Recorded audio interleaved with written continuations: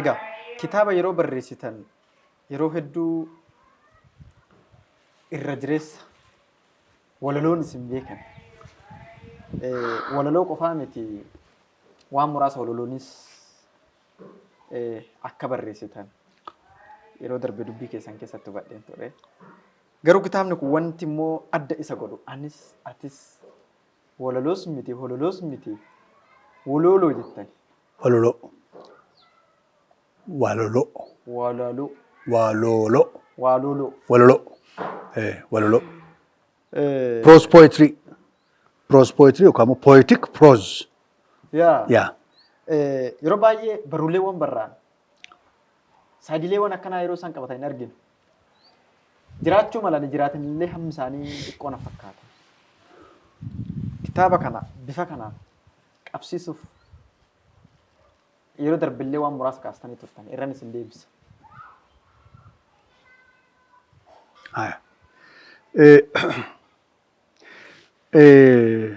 Ani adda ofiin jechuuf miti.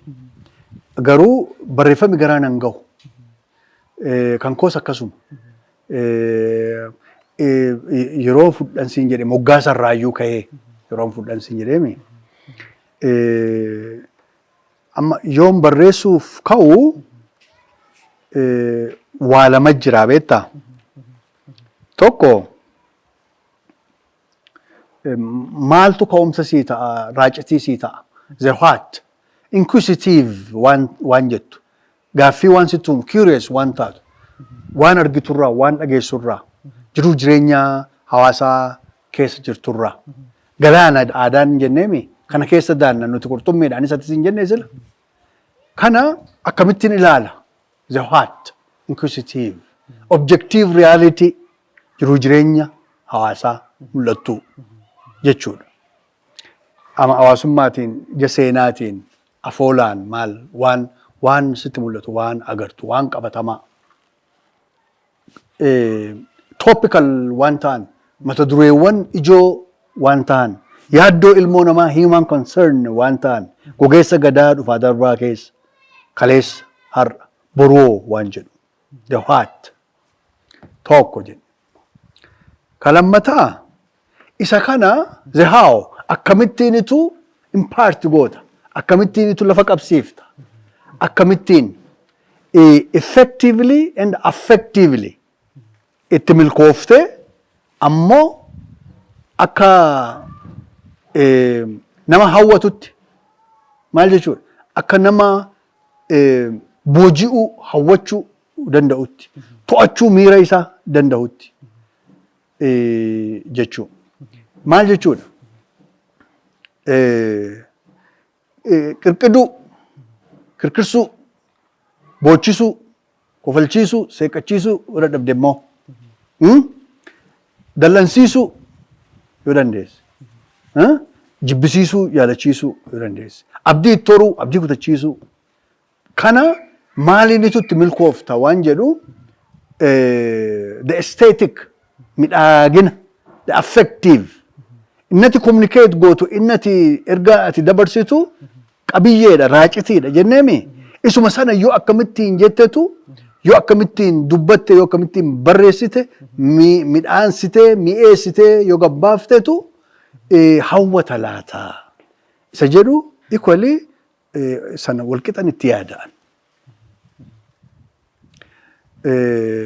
Akkas yoo ta'u amma akkaataa ani itti nagayoonaa barreesse kun walaloodha kun hololoodha danaatu jira eelatu jira ingiliffaan immoo theorizing the presentiitu jira mire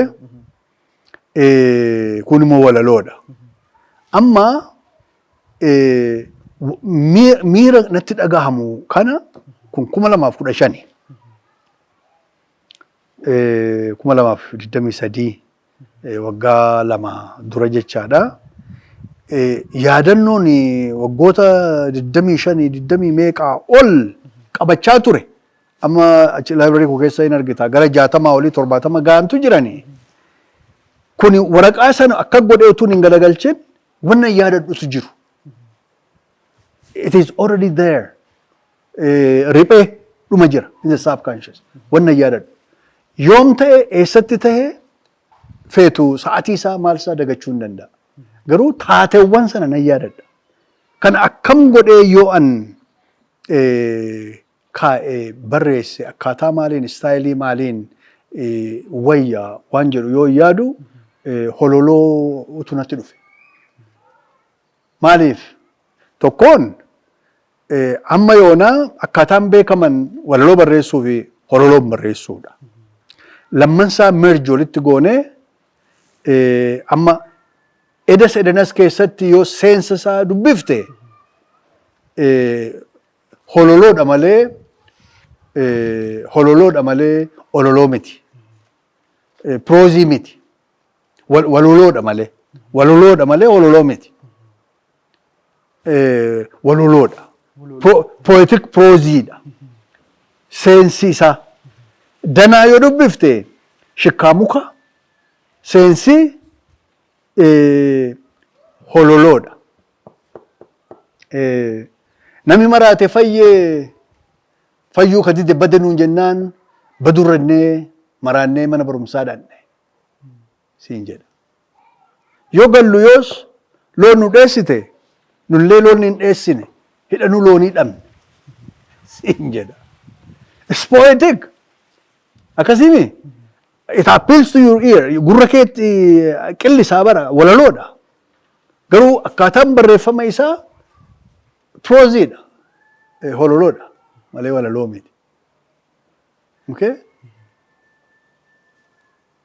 Nami nama taatu bara nami akamuu taatu jedha. Maalan siin jedhe? Nami nama taatu bara nami akamuu taatu jedha. It's so poetic. Walaloodha. Guratti si qillisaa akkaataan sagalee wal kiphuu isaa walaloo isa taasisa. Garuu immoo hololoodha. Akka kanattiin hin barreessuuf barbaade. Xiqqoomee akkaataa kana beeksisuun barbaade.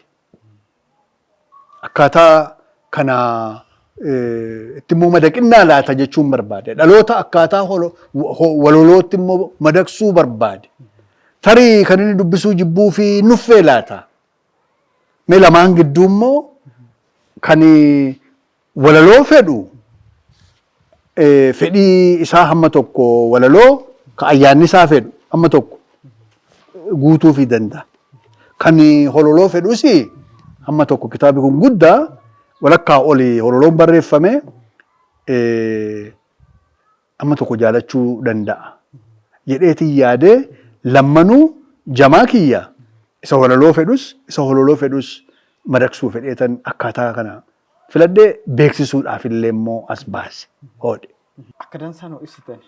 Ulfaadha. Jenna kitaaba keessan atis gara qabiyyee 8 yookiin akka boqonnaa akka jechuuti natti fakkaata. Qoqqoodamiinsi isin qabiyyee 18 qoqqoodan kun filannoo qabiyyee 8. Qabiyyee 8 qoqqoodan kun filannummaan qabiyyee kanaatu akkuma maqaa isaa ibsitan kana waa hedduu of keessaa qaba jechuudha. Mee kanarra waan muraasa nuu jedha. Amma wanni an barreessuuf ka'e reelii hidhaa tokkotti waan daangeffamu hin turre. Amma yoo barreessuudhaaf abbalu qophaa'u waa lama yaada.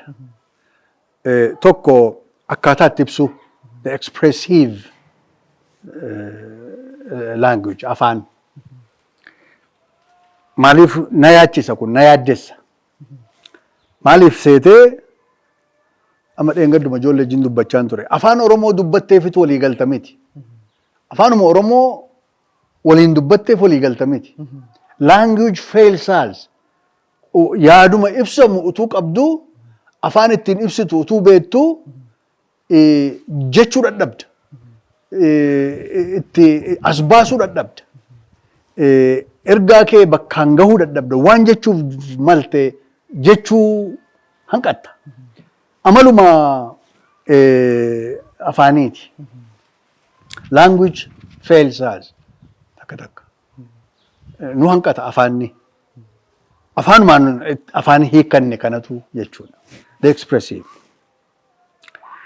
Kalammataa immoo waan nu daangessutu jira. The inhibitive environment. Keessatti barreessina. Keessatti jenna. Yookaan immoo wallisna. Sigaleera? Inhibitive environment. Context. Aadaa ta'uu danda'a. Safuu. Siyaasa ta'uu danda'a. Waa baay'eetu inhibit nu godha. Waa baay'eetu nu dhorka, nu daangessa. Kanaaf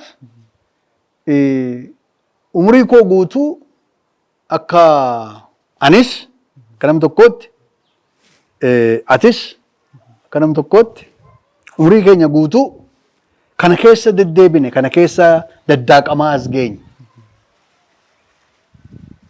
The what sila jenne ontological, objective reality.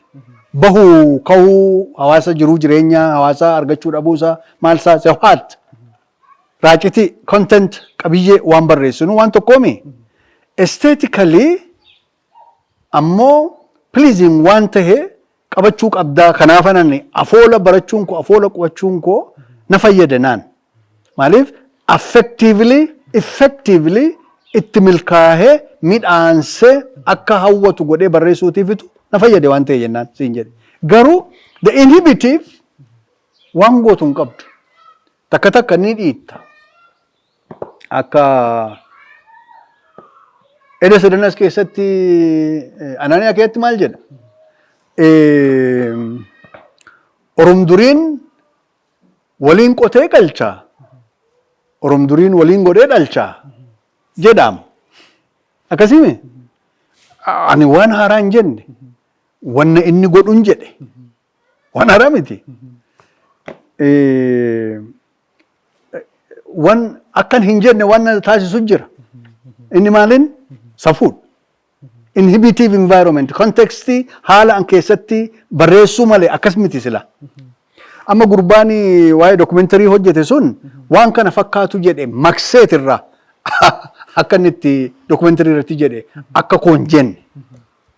Maaliif na caalaa itti dhiphate immoo wanni inhibit isa godhu, isa dhorku, isa daangessu hin daangeffamee jedhe. Anaaniyaan akka jedha. Anaaniyaan akkana jedha. Inhibit isuma godhu kanan cabsa. Eda Sadanas keessatti maal jedha? Ofis hin dhalanii, ofis maal hin ta'anii jedha. Yaadatta walaloo sana? Jedha. Saala wanni. Si ganee fi si maal ta'e namatti ni musalaalee jedha. Hin beektamini sana? Jedha kitaaba kana keessa. Akkana jedhaami? Yaa. So, ila takka takka isa na daangessu kanan didadhee dhuman dhidhiitadhee man ba'a. Jedha. Maaliif hin jedha? Wanni ati waakkachuu qabdu, wanni ati saalfachuu qabdu utuu jiruu waan saalfatamuu hin qabne saalfatta jechuufani dida. Dabsadha.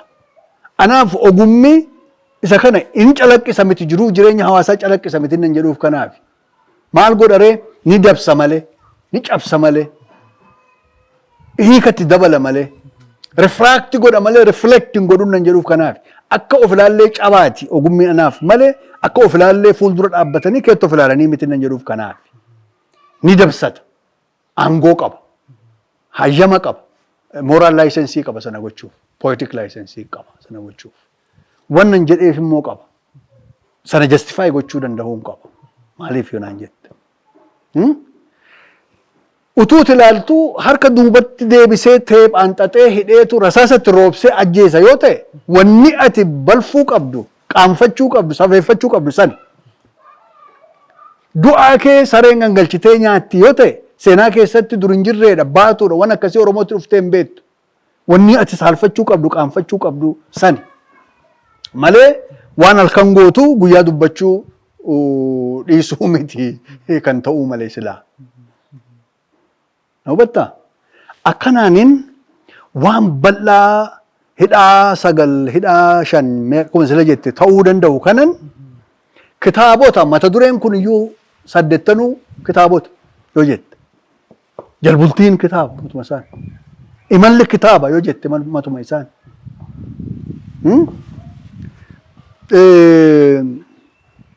kan seenessitu sun maal ishiin afooleen narrator kitaaba matuma ishiin yeroo waliin deeman imala bahan san akka hin dadhabne akka jilbi hin mudhukne akka muusofneef wal seenaa sheekoo maal kaan uumee kaan maal jedhee walitti maa deemaa meechi gad kitaaba innuu halkumii wanni gaa'elaa kitaaba matuma isaa kitaaba inni immoo guddaa akkasii ho'i. Hayyee mee kitaaba anis atis keessaa waan tokko lama jedhee turtii keenya har'aa ni goolamna. Tole. Qaaccessa guyyaa biraatti deebina. Tole. Hidhaa tokko yookaan qabiyyee tokko jalatti fuula 15 irratti ani hoo anaa ati hoo eenyu waan jedhutu jira. Tole. Mee waan kana waa irraa akka haasoftan barbaade. Dubbiin waa'ee hariirootii jenne. Wanni ilaalchaa, wanni falaasamaa, waan maarree kun gad xiqqeessu redakshinist illee hin ta'ini naanna'ee wanuma hariirooti. Hariiroo maalii? Hariiroo ofii waliinii. Hariiroo maalii? Hariiroo namaaf namaa. Hariiroo maalii? Hariiroo namaaf uumamaa, hariiroo dalgaati. Hariiroo olii gadiyoo hariiroo uumaa waliiniiti. Hariiroo hangafa abbaa haadha waliiniiti. Hariiroo olii gadii. Vertical and horizontal. Bakka lamman walitti qaxxaamurutti aniif ati wal gaafanna. Amma bakka lamman wal qaxxaamurutti. Maaliif ilaalchi keenya kan masakamu falaasamni ittiin guddanne kan masakamu dhugeeffannaa safeeffannaa ayaantummaa haadha jedheetan amana. Santu anaan ana taasisa. Akka sila itti eebbifatee guddifate sana yookaan ammoo abdate sana lafaaf waa bahi namaaf waa bahi biyyaaf waa bahi gosaaf waa bahi warraaf waa bahi amaanaa sani. Akkasimi amalli keenya nameenyaan keenya sansakkaan yookaan personaalitiin koo akkasimoo akkasmitiin of gaafadha. Siinis sin gaafadha ani yoo ana ati immoo eenyu. Habaddus haa toltus ani yoo ana. Wanni sila objective reality jenne ontological waan agartee jireenya hawaasa kanaa the material the psychological the maarree jennu kuni nurratti amala keenya sansakka keenya chaapesseera haa toltus haa baddusi. Gaaffiin ofii kiyya gaafadhuun siin gaafadhe ani yoo ana ati yoo eenyu jennaan maal jedhe dhirsa kuulaati soddaa kululaati jette walii gallee anis atis kanumaa hoodha. Ulfaadha qabiyyee lama imala jalatti fuula 18 irra haga 19 walakkeessatti waan taajjabdamtu jira. Waa'ee gara gooroo kana jettanii kaatan, waa'ee ijoollee kaastan, waa'ee harree kurkurtee galtuu gabaadhaa galtuu kaastan. Sanaan wal qabsiistanii waan taajjabdan qabdan. Jechicha dhahuun illee yoo na barbaachisuu baate isin immoo waan xiqqoo akka ranaa kaastan barbaade.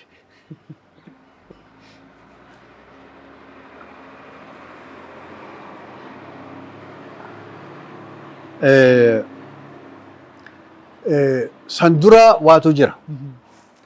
Ani yoo anaa an asafaadha. Asafaan kan tafarraati. Tafarraan kan dibaabaati. Dibaaba kan jiniiti. Jiniin kan jaanooti. Jaanoo kan goorooti jedha. Akkasiimi kan goorooti jedha. Kun maccaa bar maccatti. Goro goro daa'imo daa'imo baambas baambas qunee qunee gaajoo gaajoo qarsaa qarsaa nabboo nabboo bantii jedheetu itti deema laal. Goorootu dhufe achirraa wanni gooroo kun dhufte. Jennaan gara gooroo kanarraa waan an dhagahe waan agartee taateewwan dhiibbaan aadaa naannoo magaalaa kun goote qeequudha. Fedhe carraa saniin wanni hammayyummaa kun waan ishiin nama goote waan nama keenya ta'e agartee waan jiruun taate xaariinsaa ifaajeensaa carraansaa waan ishiin taate qoosaan qabee waa qeequu fedhe.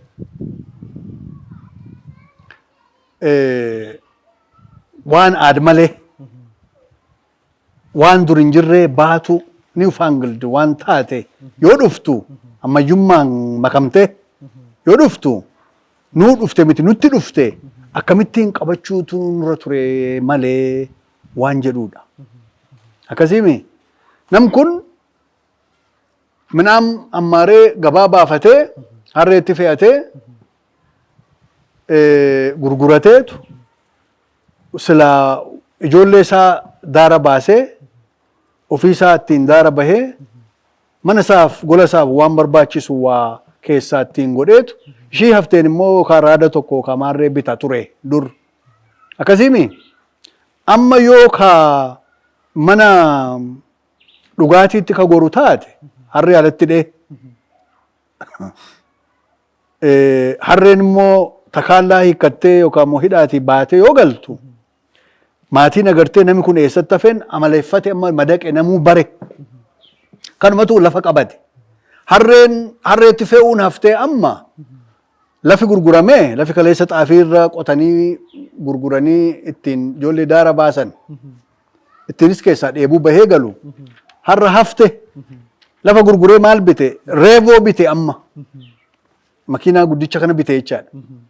Akkuma durii se'eetu ala dhaabee ol lixa amma manuma dhugaatii durii san amma kan mana agartee qublamee turte har'a maalree mana hoteela gurguddaa taatee miree maqumti dhugaatii iyyuu jijjiirame miree akkasiimi inni qulfii irratti dhiisee bantuu achumatti konkolaataa marra kaayee ol galee akkuma dur gabbahee agartee ijoollee jedhee lallabee waamee harreen galte galte kottu ittiin jedhan san har'a gabbahee yeroo reevoo laalu hattuun reevoo fudhattee baddee ijoollee jedhee jennaan reevoon galtee jedhe akkuma durii sana jennaan lakkiin gallee jedhani dubbiin badde moo hin banne aadaanoo aadaanoo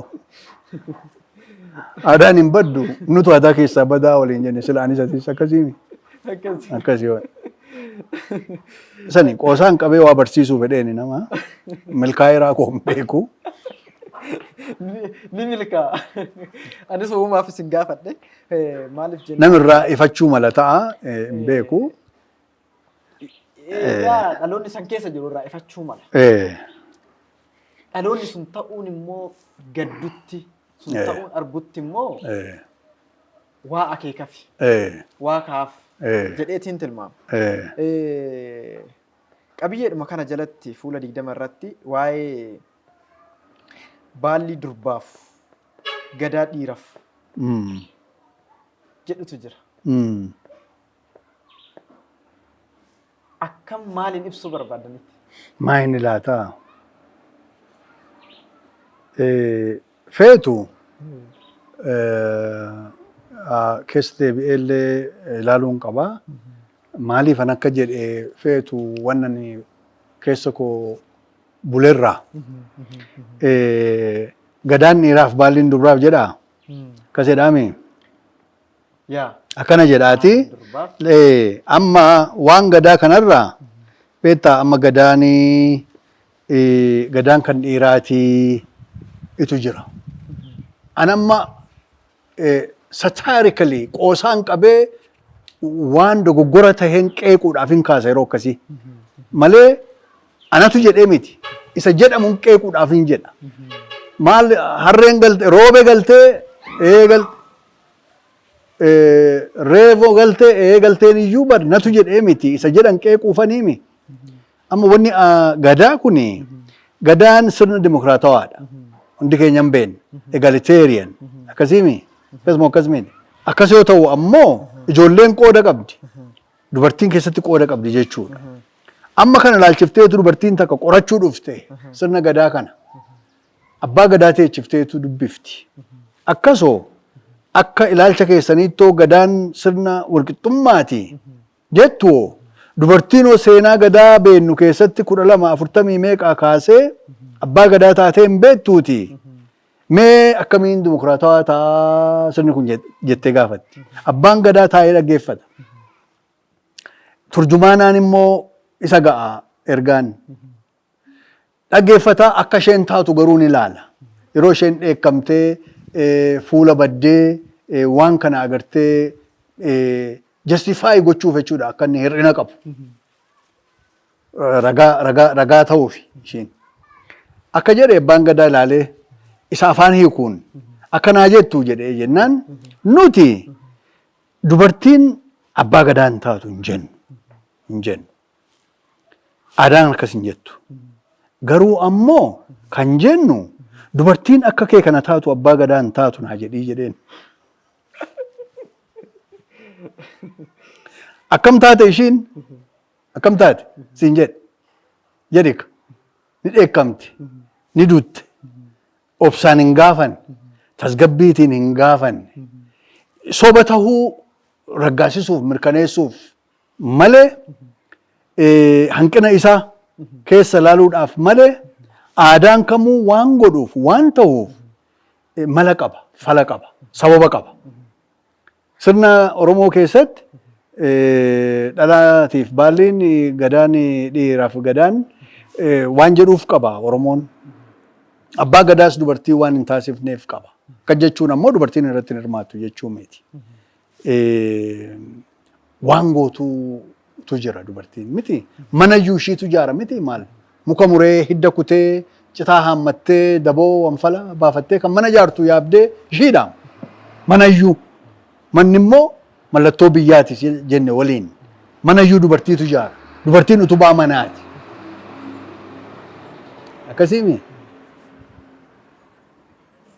Maarree?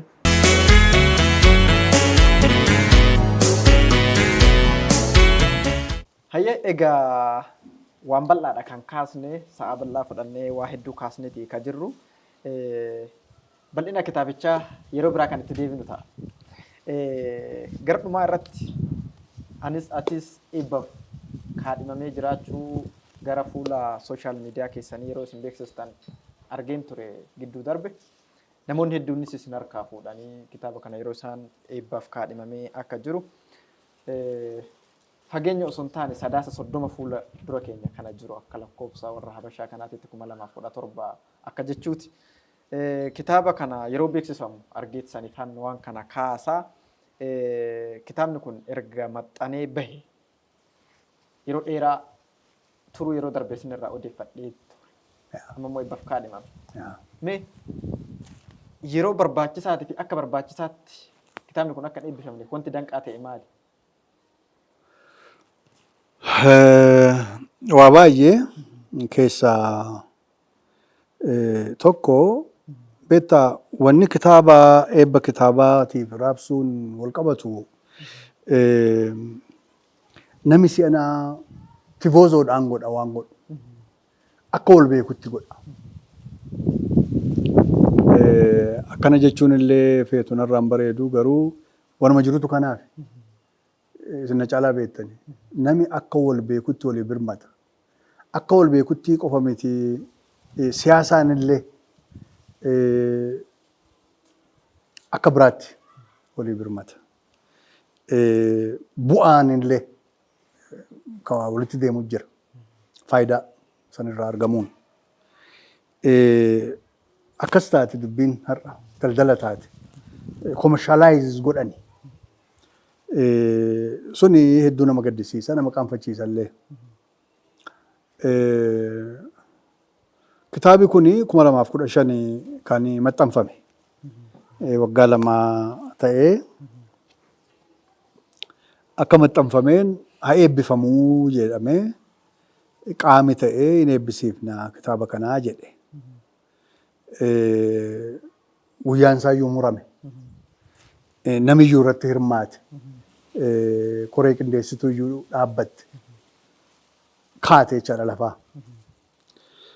Garuu guyyaa jedhame sanatti qaamii in eebbiseefnaa si cinaa dhaabbannaa galmallee si hayyamnaa ciree waan ta'u laaqanallee waan ta'u ammoo nutu danda'a qaamii jedhee hin mijanneef. Hin mijanneefumaaf hafe jedhee tan yaada. Egaa kun waggaa 2 sababa adda addaatiif hin mijanneef jedhee tan yaada. Achumaan yeroo sitti yoo hin mijanne fulbaana 12 ture 2016 silaa kan eebbifamuuf male fulbaana 12 ture. Fulbaana 12 booda waan ta'e ta'e achirraa irreecha ta'e achirraa hojiitti maarreetti qabamuu nu hubadhe.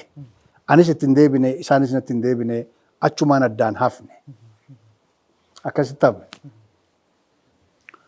Eegas kitaabi mana namaa ture akka maxxanfameen kitaaba kana guureen dirreen ture yeroo sana kan hin jiraadhu kitaabni illee achi kaa'ame asumaan oolmaa mucaan irraa qabu jira beektaa kitaaba kana na wajjin rakkate mucaa Hayilee Raggaasaa asumaan galateeffachuun barbaada. Maxxansa kitaaba kanaatiifis namoonni hedduun irratti hirmaataniiru yoon illee maqaa dha'uudhaa baadhe isaaniif illee kabajaa fi galata guddaan isaaniif qaba. Kitaaba kana guuree fideetan as kaa'ee jechuudha. Yeroo isaa haa eeggatu jedhee. Kun kutaa isin agartan gidduu kana keessa isatti tuulamee jira. Abbaa hoo'u kenni bilbilatee iddoo akkasii dhufee fudhaa lafa akkasiitti naa ergaa jedhuuniin kitaabni yeroos birrii 600 maxxanfamte koppiin takka amma 1000 abbaa kafalate baankiitti dabarfateeniin ergaa fi yookaan yoo dhufe fudhata malee kitaaba ammaan booda abadan namatti gadi hin baasu hin kennu gurguraa jedheetan wajjin rakkachaa jira amma jechuudha. Kana namoonni ilaalan hin beekan. Namoonni na beekan namoonni kitaaba kana gadi bayoo hin jiru maal ta'e eessa jiraan gaaffii itti taate ijoolleen ho'ina naaf qaban akkuma keessan kana ba'anii dhufanii kitaabni kun gabbahuu qabaa kitaabni abbaa qabaa uummataa ka uummataati uummata bira gahuu qabaa jedhan akkamitti eebbifamuu qabaa jedhan. Tole itti deemaan jedhee amma akkasittiin gabbahaa jira jechuudha. Ijoollee kanaafillee akkasuma galata guddaan qabaaf. Tola of kennanii galma agartee ka akkasittiin maallaqa hin qabnuuti aboo galma nu hayyamii guyyaa takkaa fi kitaabatti eebbifannaa jedhanii dhaqanii bakka koo bu'anii gaafataniitu koree qindeessanii akkasittiin of kennanii itti deemaa jiran. Akkasittiinitu qindaa'ee gadi bahuuf jira kitaabni kun waggaa 2 booda jechaadha. Ayyee gamma sadaasa 30. Sadaasa 1. Sadaasa 1. Dilbata dhuftu. Sa'atii 8tti waaree booda Adaamaa hoteela Dooshaa kunoo marfata Wanjii naannoo Dambalviyuu achitti sa'atii 8 irratti nurraa nafinaa jedheen asumaan dhaamsa dabarsaa hoodhi. Hayyee ulfaadhaa egaa dhaloonnis waan kana kuni dhangaa dhalootati. Dhangaa kana immoo isaan qopheessanii dhangaa kana fudhachuun dirqamaa gamanumaan kan dhaamnu akka waliigalaatti dhumarratti wanti dhaamtan yoo jiraate carraan isiniif laadha. Well, waan eebbaa kitaabichaa ilaalchisee laal amma kan nuti eebbaa jennuuf kitaaba eebbisiisuun kitaaba gurguruudhaaf nuuf amma kan nuti aajomne kitaaba kana gabbaasuufuu kaane kitaabi kun tuulamee taa'uurra gurguramuu qaba nama bira gahuu qabaanii akka namni dhufee irratti argame kitaaba bitata jennee abdachuudhaanii jechuudha. Kitaabni dura birrii 600 ture waggaa 2 har'aa amma qarshii 1000 takka kitaabni takka kitaaba fuula guddaadha akkuma agartanii fuula 510 takka kitaaba dheeraa bareedaa immoo sadarkaa isaa eegee kitaaba maxxanfameedha qulqullinaanii dubbisaniis irraa baratanii jedheetan abdadhaa kanaaf bakka sanatti nurraa hin hafinaan dhaamsa keessa takka yoo dhuftan immoo kitaaba bitadhaa waliif illee bitaa yuunivarsiitiif illee bitaa laayibirariidhaaf illee waan jedhu asumaan dhaamsa gayyaa hoodha. Hayyee ulfaadhaa turtii keenya har'aa asumarratti kan goolabnu ta'a walii Inni biraan dhaamsi lammataa hoonaan jedhi. Dhaamsi kiyyaa waan maxxansa kitaaba kanaa waan hojii dagaagina aadaa fi ogummaa Oromoo ilaalchisee kanneen qooda qaban waan kana dhaabbatanii ilaaluu qaban. Nuti waggaa 20-30 reefu afaan Oromootiin eega barreessuutti kaane. Barreessinee ammoo gabbaasuutiif hunduma isaa barreessinees maxxansinees raabsuu hin dandeenyu. Qaami agartee biyya ijaaruu keessatti Oromiyaa ijaaruu keessatti Oromiyaa ijaaruu biyya ijaaruu jechuun sirna lafa qabsiisuudha. Eega kan jennu taate barnootaan teknooloojiidhaan biyya ijaaruun kan jennu eega taate guddina dagaagina aadaa fi afaan ogummaa Oromootiif akkamiin akka xiyyeeffannoon hin kennamne naaf hin galu. Kana keessatti qooda fudhataan inni duraa mootummaadha. Itti aansee sadarkaa barnootaa olaanaadha. Maxxanfamee qo'atamuu qaba. Wanni maxxanfame kun hiiki isaa akkaataa galeefitti namoonni qeeqan hiikanii dubbisanii hiikanii xiinxalanii dubbistoota biraan ergaansa akka ga'u gochuutiif hirmaannaa guddaa isaan irraa eegama. Sadarkaa barnootaa olaanaarra kan jiran, kan barsiisan, kan barreessan illee qeeqarratti kan bobba'anii jiran, barnoota sadarkaa olaanaa sadarkaa PhD kan illee jiran qorannoo isaanii gama kanatti akka deebisan, dubbistoota jamaatii fi barreessitoota gidduutti akka riqaa ta'an, biriij akka godhan itti gaafatama qaban jechuudha. Inni biroon abbootii qabeenyaati. Abbootiin qabeenyaa kanneen nu bira dhaabbatan galata qaban. Abbootiin qabeenyaa ammayyuu waa'ee ijaarsa biyyaa, waa'ee deeggarsa agartee misoomaaf maarreef taasifamu. Misoomni takka bar sammuu dhalootaati kan misoomuu qabu. Akkasiimi waajiraa qofaa miti. Akkasimo akkasimiin. Kana jennaan san irratti qabeenya isaanii illee osoo arjoomanii deeggarsa nu bira dhaabbatanii hojiileen hin maxxanfamin jiran kunii fi maxxanfamanii kan waggaa 20 ol gabaarraa badanii jiran akka isaan agartee nama bira gahan uummata bira gahan gumaacha guddaa ta'a silaatii jechuufanii carraa kana naa kennuu keessaniif hedduu galata guddaa isinii qaba kabaja guddaa isinii qaba jirra miidiyaan ulfaadha. Ulfaadha hayyee isinillee kabajamaa yeroo keessan qaalii kanarraa fudhattanii nu waliin turtii waan gootaniif maqaa miidiyaa keenyatiin kabajamaa isinii jenna. Ulfaadha isinis carraa kana nuu kennuu keessaniif. Hayyee kabajamtoota hordoftoota JMN qophii dungoo dubbii keenya har'a Dr. Asaffaa Tafarraa Dibaabaa waliin taasisne asumarratti kan goolabnu ta'a. Qophiin kun yeroo bira kan itti fufu ta'a. Har'aaf garuu asumarratti nu haa ga'u jecha qophicha qopheessuun isin waliin turtii kan godhe ani Rabbirraa Leenjisaati. Ogeessi kaameraatiif teeknishaallii Daawit Tashoomaan waliin turtii godhe haga dhumaatti waan nu duukaa buutaniif ulfaadhaa nama torbanii nu haa godhu turtii gaarii.